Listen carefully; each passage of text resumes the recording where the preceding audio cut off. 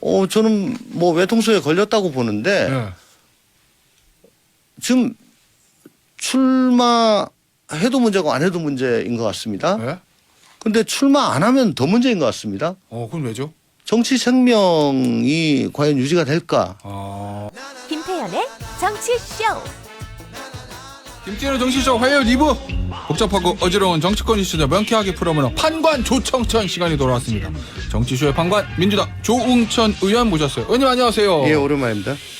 자, 의원님 오늘 저 주제가 뭐 의원님이 참 말씀하시기 곤란할 수도 있는 민주당 당내 문제도 있고 하지만 말미에 가면은 의원님이 또 말씀하시기 편한 국민의힘의 전당대회 얘기도 있기 때문에 뭐 저희가 좀 쭉 다 여쭤보도록 하겠습니다.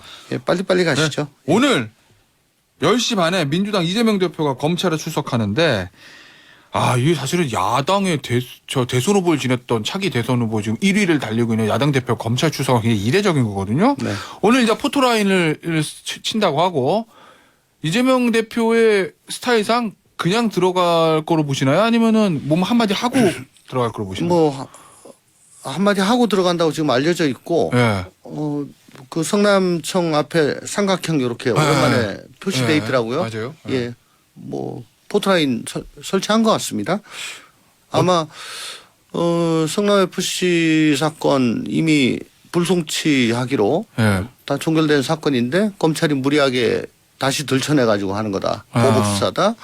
또 이건 전국의 단체장들이 뭐 다들 이렇게 하고 있는 건데 이런 식으로 사업 처리하면은 저 단체장들 일 못한다. 뭐 이런 얘기 할 것 같죠. 그리고 또 요즘 와가지고 저도 뭐 그건 공감을 합니다. 도이치 모터스 사건 같이 왜 대통령 가족의 명백한 그 중범죄에 대해서는 뭐 견눈질도 안 하냐. 왜 이렇게 선택적 수사를 하냐. 검찰권이 공정하냐. 그 국정은 등한히하고 야당만 죽이려고 한다. 윤석열 정부 성공 못할 것이다. 뭐 그런 얘기 하지 않을까요? 자, 일단은 뭐 검찰은 나름의 증거를 가지고 있는 거라는 얘기고 이재명 대표 측은 부인할 것 같고 그리고 오늘 소환조사 있고 나면은 이틀 뒤인가요? 12일에 신년 기자회견이 온다는데 이제 언론에서는 요거 이제 설 민심 앞두고 설 민심을 잡기 위한 맞불 작전이다 뭐 이런 평가를 하더라고요.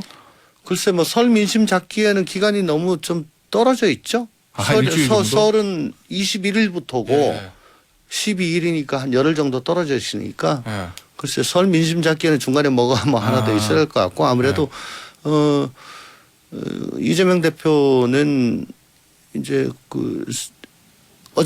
오늘 조사받고 나온 걸로 일단 매조지를 하고 민생으로 좀 이슈를 전환시키고 싶어 할 거고요. 뭐 그렇겠죠. 예, 그 얘기를 자꾸 하고 싶어 할 거고 기자들은 또 자꾸 사건 FC나 대장동 묻겠죠. 사건 관련해서 사법 리스크 관련해서 계속 물으려고 할 거고 그럴 것 같습니다. 이 검찰이 그러면 이제 어쨌든 선택지들이 언론에 보도 보니까 다 세 가지 정도 얘기하더라고요. 하나는 구속 기소. 두 번째는 불구속 기소. 그다음에 세 번째는 이제 대장동까지 다 조사하고 나서 한꺼번에 처리. 뭐 이런 얘기들이 있던데 검사를 오래 하셨으니까 정우천 의원 보시기에는 지금 검찰의 분위기상은 어떤 형태를 취할 거라고 보시나요? 예상하시나요? 우선 이 성남 FC 사건에 대해서는 법리적으로 팽팽하게 지금 맞서고 있습니다. 제3자의 물죄라는 게 워낙. 그렇죠. 법리적으로 굉장히 팽팽하게 맞서고 있기 때문에 검찰의 입장에서 자신은 하고 있습니다만은 만약에 법원이 다른 판단을 할 경우에 법리에서 그래서 영장이 만약에 기각이 된다. 라고 할 경우에는 그 후폭풍이 엄청나겠죠. 그렇겠죠. 그렇다면은 여타 뭐 다른 대장동이나 뭐 다른 사건 수사에도 영향을 크게 미칠 겁니다. 굉장한 낭패겠죠. 그 리스크를 고려하지 않을 도리가 없을 겁니다. 그래서 제가 검사라면은 아마 그거는 조금 저 초이스에서 제외를 할 것 같고. 영장을 치는 거는 제외 일단. 근데 이미 저 두산이라든가 뭐 이 건으로 관련된 사람들이 재판이 한참 진행 중이기 때문에 그 재판 진행을 고려를 한다면 같이 재판이 진행돼야 되기 때문에 불구속 기소로 정도로? 하지 않을까 아. 그렇게 생각합니다. 알겠습니다. 자, 오늘 보니까요. 이재명 대표가 이제 변호인이랑 출석하는 게 아니고 보니까 민주당 지도부 다 의원들 가신다는 거고 네. 민주당의 친명 의원들도 여러 분 가신다는 거고 거기다가 개딸이라고도 부르죠. 이재명 대표의 지지자들까지 같이 간다고 하던데 네. 이 출두하는 이런 방식은 어떻게 보시나요? 글쎄 당대표가 혼자 썰렁하게 네. 나가는 모양이 안 좋다 해가지고 응원차에 개쭉 같이 따라 나가고 하는 거 개딸들은 뭐 그건 우리가 뭐 어떻게 할 수도 없고 네, 자발적 지지자들이니까. 그건 논외로 하고요. 네. 당 지도부도 뭐 매일같이 얼굴 보고 하는 입장에서 인간적으로 이해 못할 바는 아닙니다. 예. 그렇지만은 지금 뭐가 문제가 있냐면은 예. 이 대표가 개항에 출마할 때부터 여당의 방탄 프레임이 작동이 되기 시작했어요. 그 얘기를 계속 하죠, 여당은. 예. 한 10개월 넘었습니다. 이제 네. 1년 다 돼가요. 예. 뭘 해도 방탄입니다. 예. 국회에 열어도 저거는 방탄, 저건 방탄. 그러면 우린 그때마다 또 이제 단일대오 예. 뭐 똘똘 뭉쳐가지고 계속 그렇게 예, 하잖아요. 맞아요. 그러면 지금 이 행위는 그 방탄 프레임을 더 공고히 해주는 거죠. 오. 근데 지금 뭐 임시국회를 열어도 방탄, 뭘 해도 방탄. 그럼 그때마다 우리는 이거 방탄 아니다라고 알리바이를 대야 돼요. 예. 근데 그게 점점 더 힘들어지고 있잖아요. 노웅래 또 분열시켰고. 예. 그러니까 윤석열 정부가 아무리 헛발질을 하고 여당이 아무리 지금 저렇게 그 전당대회 앞두고 참 볼상사나운 일을 해도 네. 그 과실이 우리한테 돌아오지 않는 거는 네. 방탄 프레임에서 도저히 벗어나지 못하고 있는 거죠. 알리바이를 대도 네. 이제 믿지 않는다는 겁니다. 근데 저 지금 오늘 이렇게 나가는 거는 저들 저 봐라 라고 할 국민들께서 예. 그래서 그 알리바이를 아무리 대봐야 이제는 네. 점점 더 힘들어질 것이다. 그 예전에 국민의힘이 야당 시절에도 이제 의원들 뭐 검찰 조사로 출두하고 그럴 때 여러 의원들이 같이 가는 모습을 보였던 거는 뭐 흔히 있는 일이긴 한데 이번 사태 같은 경우에 박지원 전 비대위원장이 혼자 가야지 같이 가면 안 된다. 왜? 개인의 문제지 이걸로 민주당의 문제로 전환시키면 안 된다. 뭐 이런 취지의 주장을 하더라고요. 네. 박지원 전 비대위원장의 그 얘기는 어떻게 보시나요? 뭐 원론적으로 전 동의하고요. 예. 의원들이 이제 같이 가는 거는 네. 그 개인적인 친분이 있어가지고 힘내라 네. 라고 해서 이제 저 같이 따라가 주고 뭐 그렇게 한 거였죠. 근데 네, 그런 모습들이 흔하긴 해요. 사실. 예. 근데 지금 이 대표와 같은 경우에는 어쨌든 야당 탄압이다. 예. 그러니까 우리 전체가 단일 대우가 돼가지고 맞서자라는 그런 의미지 않습니까? 네. 근데 이제 맞서자라고 하는 것이 또 이 방탄으로 직결이 되니까 그래서 법에 주어진 모든 그 고난 또 뭐 네. 찬스 네. 그걸 계속 이용한다. 어. 그렇게 지금 되고 있지 않습니까? 네. 그러니까 아까도 말씀을 드렸지만 우리가 제1야당으로서 그래도 국정의 한 바퀴를 담당하고 있는데 대한민국이 제대로 굴러가게 하려면은 우리가 제 역할을 해야 되고 제 역할을 하려면은 국민들로부터 제대로 평가를 받고 네. 또 야당 제1야당으로서 소임을 다 해야 되는데요. 지금 그 방탄 프레임 때문에 아무리 해도 그 평가를 못 받고 있는 거죠. 그럼 당과 개인의 문제를 분리해야 된다는 그 주장도 동의하시나요? 저는 계속 그 얘기를 했죠. 알겠습니다. 그 의원님께서 항상 하시는 말씀이 이재명 대표가 사법 리스크 해소에 더 적극적으로 나서야 한다 뭐 이런 얘기. 네. 당과, 계속했습니다. 예, 당과 개인을 분리해야 된다 이런 입장 계속 말씀하시는데 그런데 이제 그 소위 말하는 친명계 의원들 저희가 인터뷰 할 때 모실 때 여쭤보면 아이 뭐 그런 이야기가 있긴 하지만 소수고 대부분의 당내 의원들은 이재명 대표 중심으로 윤석열 정부에 강하게 단일들을 맞서야 된다 이런 얘기들 많이 하시거든요. 네. 그런데 최근에 이재명 대표하고 35년 직인 친명계 좌장이라고 불리는 정성호 의원도 조홍천 의원과 좀 비슷한 얘기들 뭐 당하고 민주당을 좀 분리해야 되는 그런 취지의 언급을 좀 하셨어요. 뭔가 친명계에도 좀 균열이 있는 건가요? 정성호 의원이 온 마이크로 직접 한 건 아니잖아요. 그죠? 뭐 그렇죠. 그죠? 예, 예. 알려졌다 뭐. 알려졌다. 그죠? 알려졌다고 보도가. 그 제가 들은 바에 의하면은 뭐 네. 그렇게 명확한 건 아니고 예. 뭐 분리대응 주장도 뭐 틀린 얘기는 아니다. 아, 틀린 뭐, 얘기는 아니다. 뭐 그런 정도로 네. 알고 있습니다. 특별히 입장이 달라진 건 아니라고 알고 있습니다. 아, 그러면 여전히 조 의원님 같은 목소리를 내는 분은 민주당의 소수고 역시 다수의 주류는 이재명 대표 중심으로 똘똘 뭉쳐서 당이 돌파해야 된다. 이런 흐름인가요, 아직은? 똘똘 뭉쳐야 된다는 것도 사실은 뭐 정성호 의원은 좀 아니죠. 정성호 의원은. 예. 근데 그 세력 분포를 물어보시는 거라면은 당 내에는 똘똘 뭉쳐야 된다 혹은 분리대응해야 된다라고 명확히 자기 입장을 밝히는 사람은 소수입니다. 오히려 예, 무슨 소수입니다. 말씀이세요? 양 끝단에 예. 있고요. 예. 가운데에 예. 거의 절대 다수가 예. 현 상황을 굉장히 우려하면서 예. 목소리를 안 내고 있어요. 아. 침묵하는 다수가 예. 있습니다. 오히려 이 총선이나 대선 때 보면은 양쪽의 강렬 지지자 말고 가운데 이제 조용히 계시는 중도가 네. 당락에 결정할 때 할 때 그거 같은 분포란 그렇습니다. 말씀이시구나. 예. 아, 그러면은 그러니까 저 지도부나 당직자들은 단일돼 오고 예? 뭐 저나 뭐 몇몇 분들 예. 이제 명확하게 예. 말씀을 하시고 예. 또 실제 뭐 얘기를 나눠보면은 양쪽에 공감하는 분들이 좀 네. 많지만 어쨌든 명시적으로 얘기는 안 하시는 분들이 거의 대다수입니다. 그럼 그 말씀은 이재명 대표에 대한 검찰의 수사나 재판이 어떻게 갈지는 아무도 모르잖아요. 네. 그 가는 길이나 결과에 따라서 가운데 계시는 침묵하거나 다수 의원들이 한쪽으로 움직일 수도 있다는 말씀이신가요? 명확한 증거가 나오거나 네. 혹은 뭐 사법적인 절차가 네. 획기적으로 뭐 진전이 될 때 그때는 많이 상황이 달라지죠. 알겠습니다. 이 얘기 좀 여쭐게요, 의원님. 어제 있었던 얘기인데 그 국회에서 전시회 있었지 않습니까?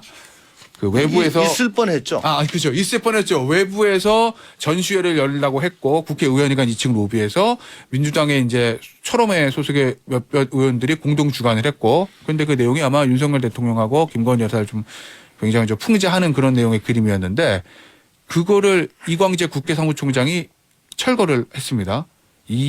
어제 있었던 이걸 해프닝이라고 그랬잖아요. 이건 어떻게 보시고 계십니까? 전시회. 그 주최하신 의원님들은 뭐 민의 정당에서 왜 그 가장 기본적인 표현의 자유를 인정하지 않느냐라고 네. 거칠게 항의를 하셨다고 민영배 의원이 그렇게 강하게 항의하셨다고 하더라고요. 뭐 얘기를 들었습니다. 표현의 자유 인정합니다. 좋습니다. 그렇지만 이제 기본적으로 국회란 곳은 예. 거리에 광장에 갈등을 가져와서 대화와 타협으로 용광로처럼 녹여내는 그런 곳이라고 저는 알고 있습니다. 그런데 지금 이 행위는 어쨌든 역지사지를 해보면 국회에서 갈등을 분출하는 행위가 될 수가 있어요. 그러니까 국회의 본연의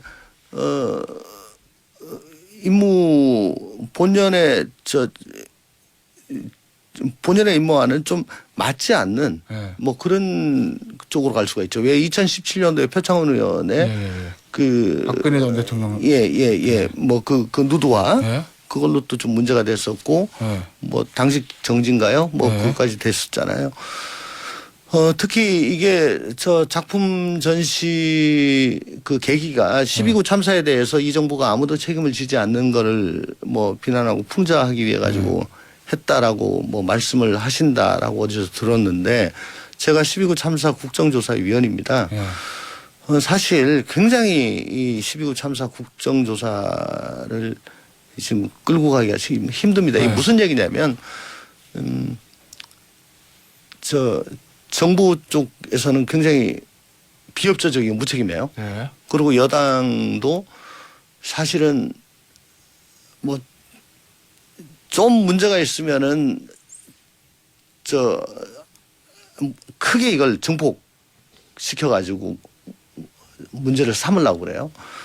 근데 이게 만약에 실제 전시가 됐다면 아마 오늘 예정된 그 전문가 공청회도 아마 진행이 안 됐을 겁니다. 지금 날짜가 17일까지밖에 안 돼요. 오늘 못하면 이제 이거 영원히 못하는 겁니다. 제도 개선 해야 되는데 언제 합니까? 그러니까 국정조사를 빨리 해야죠. 아니 그리고 모든 거는 피해자 중심주의인데 이거 과연 이런 전시회를 피해자들이 유족들이 원할까요? 그 말씀드리고 싶습니다. 알겠습니다.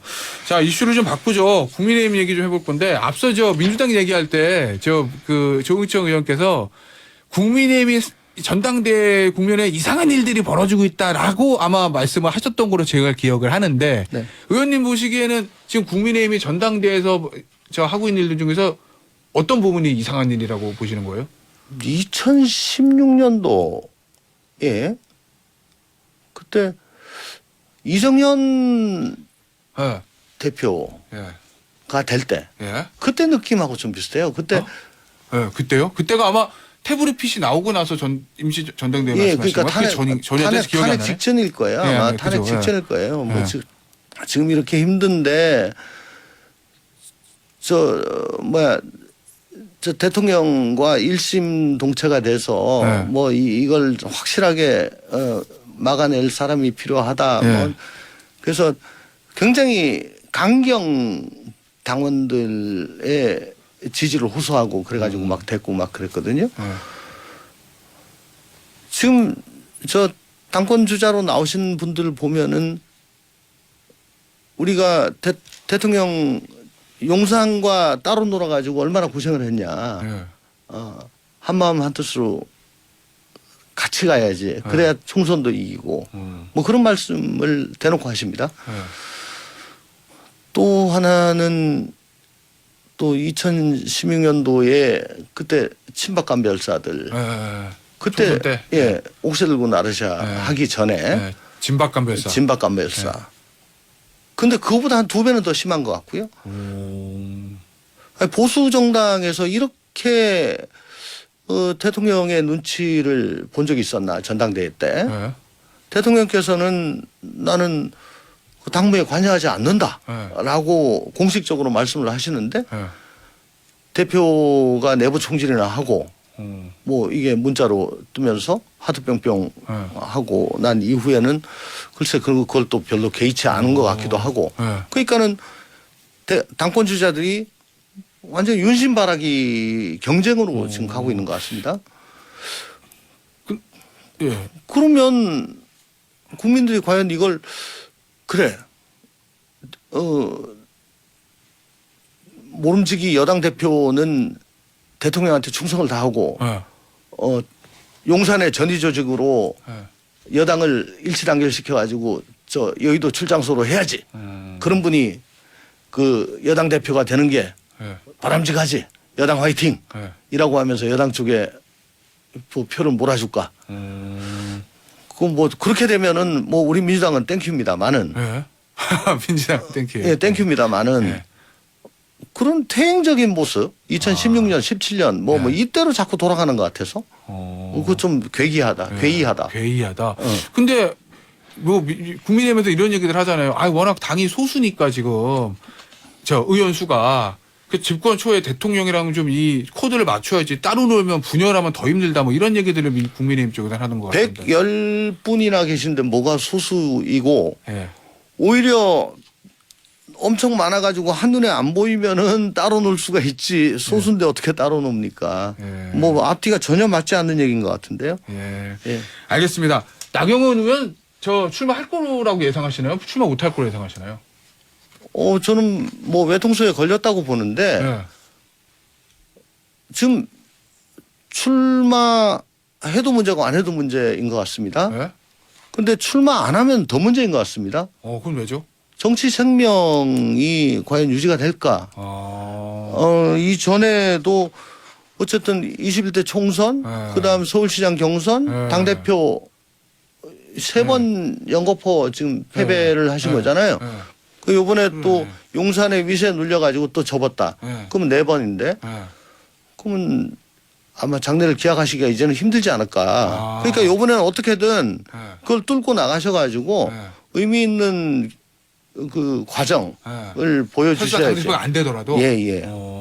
충분히 그 과정은 보여주실 수 있다고 생각을 합니다. 알겠습니다. 여기까지 하도록 하겠습니다. 판관 조천천 민주당의 조응천 의원이었습니다. 의원님 오늘 나와주셔서 감사합니다. 감사합니다.